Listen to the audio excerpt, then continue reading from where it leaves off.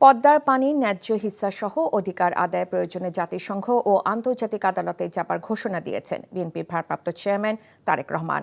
তিনি বলেন, জাতীয় নির্বাচনের সময় ঘোষণার মধ্য দিয়ে জনগণের রাজনৈতিক অধিকার প্রতিষ্ঠার প্রথম পদক্ষেপ বাস্তবায়িত হতে যাচ্ছে। রাজশাহী সমসাময়িকের সাথে নিয়ে জানাচ্ছেন হাসান মাহমুদ। দীর্ঘ ১৬ বছর পর রাজশাহী মহানগর বিএনপির দ্বিবার্ষিক সম্মেলনে উৎসব মুখর নেতাকর্মীরা। সম্মেলনে লন্ডন থেকে অনলাইনে যুক্ত হয়ে বিএনপির ভারপ্রাপ্ত চেয়ারম্যান তারেক রহমান বলেন, সবার সম্মিলিত আন্দোলনে স্বৈরাচার দেশ ছেড়ে পালিয়েছে, কিন্তু ধ্বংস করে দিয়ে গেছে সবকিছুই। অর্থাৎ প্রতিটি পর্যায়ে, সেটি মসজিদ কমিটি নির্বাচন থেকে শুরু করে, মার্কেট কমিটি নির্বাচন থেকে শুরু করে, সেটি স্থানীয় পর্যায়ে নির্বাচন থেকে শুরু করে জাতীয় পর্যায়ে নির্বাচন, প্রতিটি নির্বাচনী ব্যবস্থাকে ভেঙে চুরে গোড়মার করে দেওয়া হয়েছে।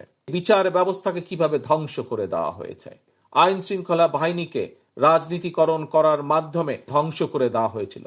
স্বৈরাচার এমন ভাবে স্বাস্থ্য ব্যবস্থাটাকে সাজিয়েছিল যাতে করে মানুষ বাধ্য হয় পার্শ্ববর্তী একটি দেশে গিয়ে স্বাস্থ্য সেবা নেবার জন্য।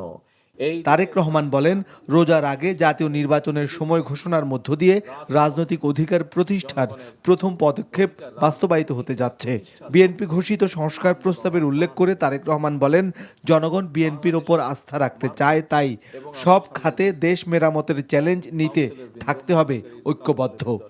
জাতীয় নির্বাচন অনুষ্ঠানের মাধ্যমে জনগণের অধিকারের প্রথম পদক্ষেপ বাস্তবায়িত হবে। অনেকগুলো চ্যালেঞ্জ আছে সামনে।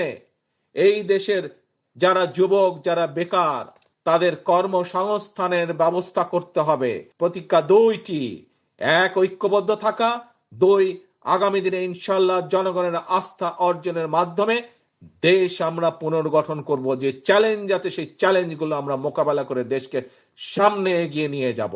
বিএনপি জনগণের রায়ে দেশ গঠনের দায়িত্ব পেলে পানি সহ ন্যায্য হিস্যাগুলো আদায়ে কাজ করবে। ফারাক্কার কারণে আজ পদ্মা নদী শুকিয়ে যাচ্ছে। পদ্মা নদীর পানির অভাবে কিভাবে চারিদিকে মরুভূমি হয়ে যাচ্ছে ধীরে ধীরে। প্রিয় ভাই বোনেরা, আমাদেরকে চেষ্টা করতে হবে। আমরা আন্তর্জাতিক আদালতে যাব দরকার হলে, আমরা জাতিসংঘে যাব দরকার হলে, আমাদের পানির হিস্যা বের করে নিয়ে আসতে হবে। আবার আমাদেরকে পদ্মা নদীতে পানির ব্যবস্থা করতে হবে। শিক্ষা, স্বাস্থ্য, কৃষি, কর্মসংস্থান, অর্থনীতি সহ সব খাতের ভঙ্গুর অবস্থা পরিবর্তনের চ্যালেঞ্জ নিতে প্রস্তুতি নেয়ার আহ্বান জানান তারেক রহমান। অতি শীঘ্র আপনাদের সামনে সামনাসামনি সরাসরি দেখা হবে। Hasan Mahmud, NTV news, Dhaka. Bundle থাকলে প্রতি সেনমানিতে টাকা বাঁচবে। বিকাশ সেনমানি বান্ডেল কিনে জিতুন প্রতি লেনদেনে।